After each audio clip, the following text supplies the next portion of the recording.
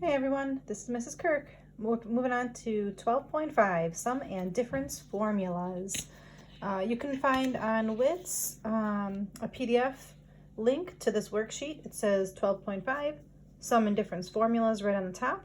There are 6 formulas at the top of the worksheet. These formulas do need to be memorized. They're not provided for you on any exams, and they're going to come in really handy when you take calculus. So start making your flashcards. We've got plenty of time on our hands to start to memorize those formulas. This worksheet's a little different than the worksheet that you'll find on WITS because I actually drew this chart just to start off. So when you do get this worksheet, if you'd like, you can print a copy for yourselves. And if you don't have a printer, you are welcome to go ahead and write down these formulas. They're from your textbook, the sum and difference formulas. And then there's just 4 examples today, so these are easy enough to write down on your notes if you don't want to print this worksheet out, or if you don't have the abilities to. All right, so anyways, sum and difference formulas. First off, to start, I have a question here. Question number 1, dealing with tan of 5 pi over 6, and that denominator of 6 is going to tell me to use this chart. So as you can see, I have the chart started. I have to fill it in still. So I'm gonna go ahead and fill in my measurements. So we got 1 over 2, radical 2 over 2, radical 3 over 2. Remember, it goes 1, 2, 3, and then cosine is the opposite order. So radical 3 over 2, radical 2 over 2, and 1 over 2.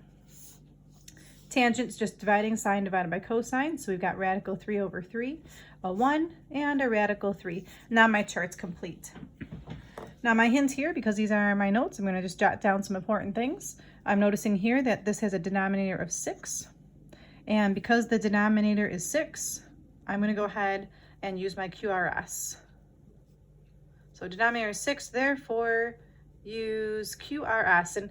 And the lesson from yesterday, I showed you SRQ. This is just going to be the standard QRS that you learned last year.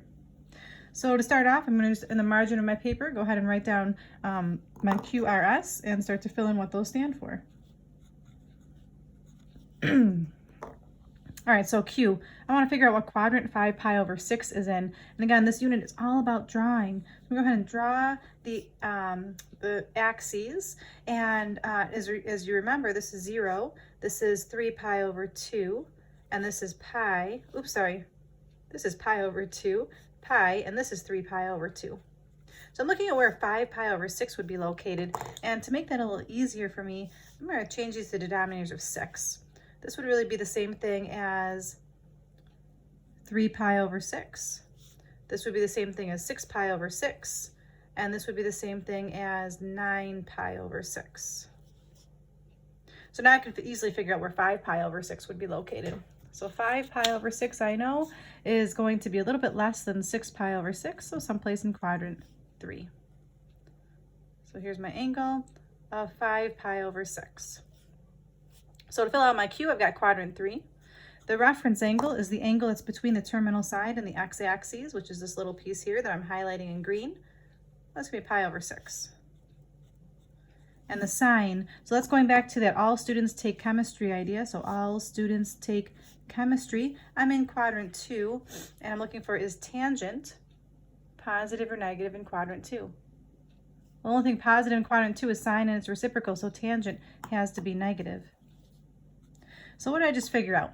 I just figured out that the tangent of 5 pi over 6 is the same thing as the negative tangent of pi over 6. Okay, where does that leave me? Well, negative tan of pi over 6, it's going right to my chart here. Tangent pi over 6 is radical 3 over 3. So the final answer to this would be negative radical 3 over 3. And just as a hint, moving forward, I'm just going to go ahead and say that if the denominator in the original fraction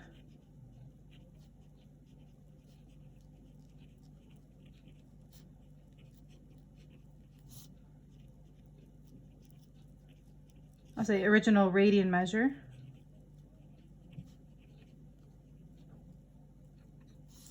is 6, 4, or 3, just go ahead and use QRS like you were taught last year, and just like I reviewed just now. Because if you have a 6, 4, or 3, that tells me it's going to eventually simplify to one of these reference angles. All right, so that's it for question number 1. Now question number 2, this is where we get to some pretty exciting stuff. Let's make it a little spicier, you know me. All right, so we got pi over 12, and if you look at here, none of my denominators have a 12 in them, but I can go ahead and easily make them into 12s. So I'm going to rewrite pi over 6 to be, that's the same thing as 2 pi over 12. Pi over 4 is the same thing as 3 pi over 12.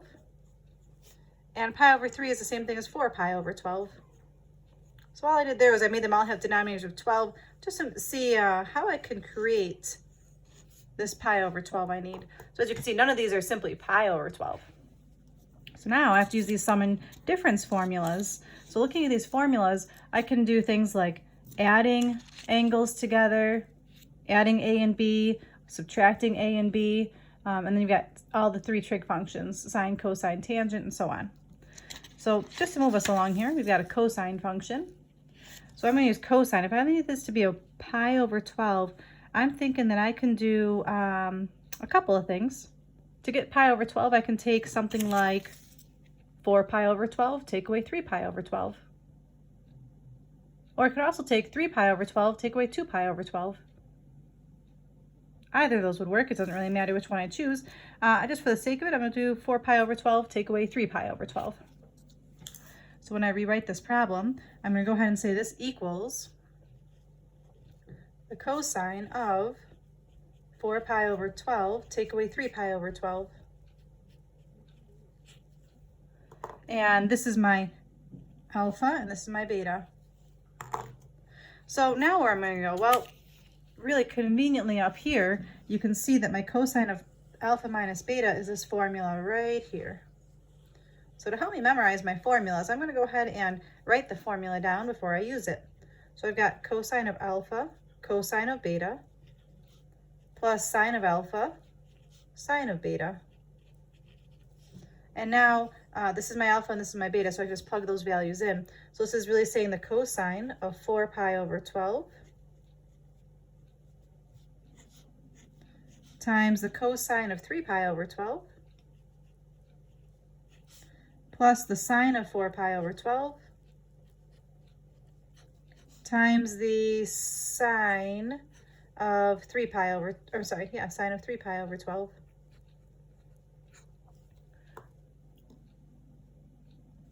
And I'm kind of getting off the page here, so I'll just slide the camera over a smidge. All right, so that's where I am. So now, what am I going to do from here? Well, 4 pi over 12, I'm going to look back at my handy charts over here. 4 pi over 12 is the same thing as pi over 3. So now it's just being a detective. So what's the cosine of 4 pi over 12? The cosine of 4 pi over 12 is really 1/2. So I'm going to fill in these values of 1/2, radical 2 over 2, and so forth. So the cosine of 4 pi over 12, just by looking at that chart, is 1/2. The cosine of 3 pi over 12, looking at that chart, is radical 2 over 2. Plus, the sine of 4 pi over 12 is radical 3 over 2. And the sine of 3 pi over 12 is radical 2 over 2. Lastly, you can multiply these fractions out. Multiplying these two fractions together gives me a radical 2 over 4. These two fractions together gives me a radical 6 over 4. They have a common denominator, so I'm going to go ahead and combine those into one single fraction. Radical 2 plus radical 6, all over 4. And the more questions of these that you'll do, you'll notice that they'll all be very similar answers to something like this. They might just be reversed numerators. They might have a subtraction sign in the middle, but all the answers are going to be pretty similar to this answer. All right, so now I'm going to move on to question number 3. I'm going to do something similar in question number 3. I need to get a 19 pi over 12. Now, if I just look at these numbers up here, I've got a 2/12, 3/12, and 4/12. I can't think of any way that I can add these fractions together to give me a 19. The highest fractions I have is a 3/12 and a 4/12, and if I add those together, that'll give me a 7/12. So that happens if this is too big. We have to make this smaller somehow. So to start off, I'm going to write down for myself, this fraction is too big.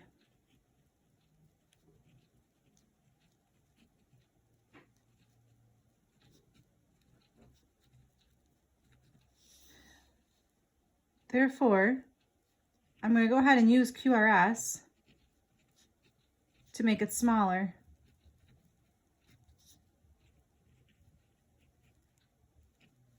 And I want to make it smaller so I can use that chart on top. All right, so in the margin of my paper here, I'm going to go ahead and do my QRS. All right, 19/12. So again, I'm going to draw a picture. I'm all about visual learning here. So let's see, this is 0. This is pi over 2. This is pi, and this is 3 pi over 2. But I need a denominator of 12. So that means this is really 6 pi over 12. This is really 12 pi over 12. And this is really, let's see, multiply this by 6, so that's 18 pi over 12. So now I can easily see 19 pi over 12 looks like it's going to be someplace over here. It's a little bit past 18 pi over 12. So if this is 18 pi over 12, let's see, this is 19 pi over 12, sorry about that. I need to figure out what this little angle is here that I highlighted. This is 24 pi over 12. So 24 pi over 12, take away 19 pi over 12. I'm getting a little ahead of myself. Sorry, everybody. First of all, this is quadrant 4. And then to figure out that reference angle in my head, what I'm doing is 24 pi over 12, take away 19 pi over 12. That leaves me with 5 pi over 12. And let's see, we're looking at sine of sine in quadrant 4. So again, we're going back to all students take chemistry. All students take chemistry. We're in quadrant 4. Only cosine is positive, so it means that sine will be negative. So again, what did I just figure out? I figured out that this function here is really the same thing as the negative sine 5 pi over 12. Again, what's that going to help me with? Well, 5 pi over 12. Now, if I look back at my table up here, I can see I can get a 5 pi over 12 by taking a 2 pi over 12 and adding that to a 3 pi over 12. So I'm going to use the sum formula for sine. Back up here, the sum formula for sine is this second formula in the left-hand column here. So again, just to help me out, I'm going to go ahead and write that formula down. More times you write something down, the better chance you have of remembering it. So here I go. I'm going to write that formula down. So this is the same thing as negative sine of, let's see, to get 5 pi over 12, I said that would be something like 2 pi over 12 plus 3 pi over 12. So we're going to expand that formula now. Here's my alpha and my beta. There's alpha and beta. So this is really the same thing as negative the quantity sine alpha. I'm just copying the formula from up on top. Cosine beta plus cosine alpha sine beta. So now we're subbing my values. The sine of alpha, that's the sine of 2 pi over 12. Put an extra parentheses there. The cosine of beta is the cosine of 3 pi over 12. And we're going to add the cosine of alpha, which is cosine of 2 pi over 12. These are pretty lengthy. And then the sine of beta, which would be the sine of 3 pi over 12. Close my double parentheses there. And again, I notice I'm going off the screen. That's okay. So all I did again there was I just, instead of alpha and beta, I plugged in my 2 pi over 12 for alpha and my 3 pi over 12 for all my betas. So now I'm going back to that handy chart up on top here, and I already have my conversions of my fractions here, so it's really obvious for me to see this is 2 pi over 12, this is 3 pi over 12. I'm just going to match these quantities to my formula. So here's my formula again. I'm going to go ahead and plug in what I know. So I've got negative quantity 1/2 times radical 2 over 2 plus radical 3 over 2 times radical 2 over 2. Close my parentheses, close my big parentheses, and now it's just a matter of simplifying this. So again, have a negative quantity. This gives radical 2 over 4 plus radical 6 over 4. And again, that looks a lot like that answer we got in question number 2. The last part would be to distribute this negative sign and make into one single fraction. So I've got negative radical 2 minus radical 6 all over 4.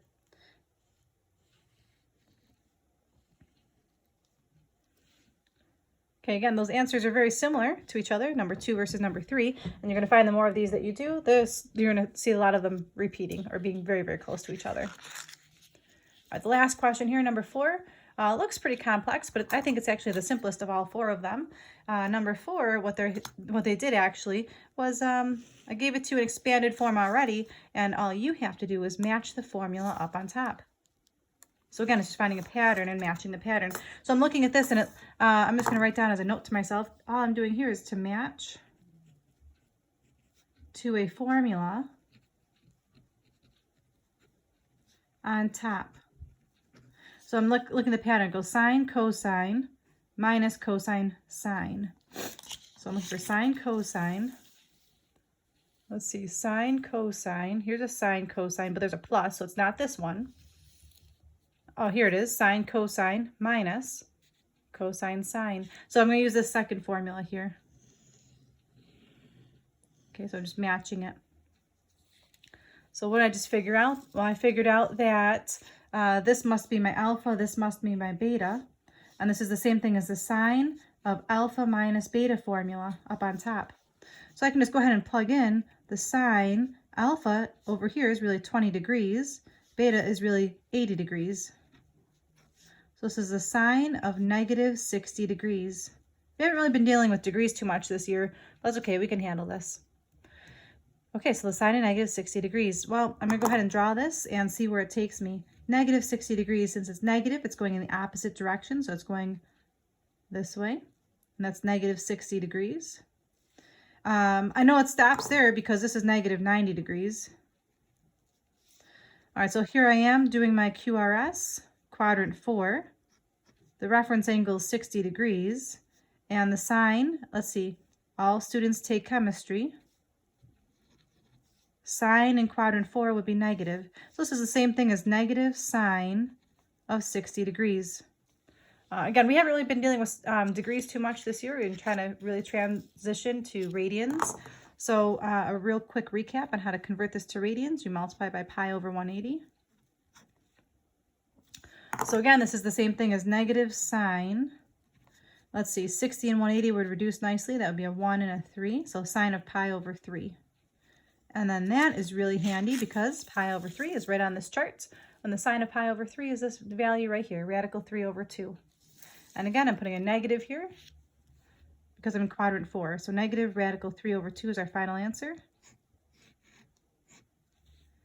And if you want to make a note as to why it's negative because sine in quadrant 4 is negative.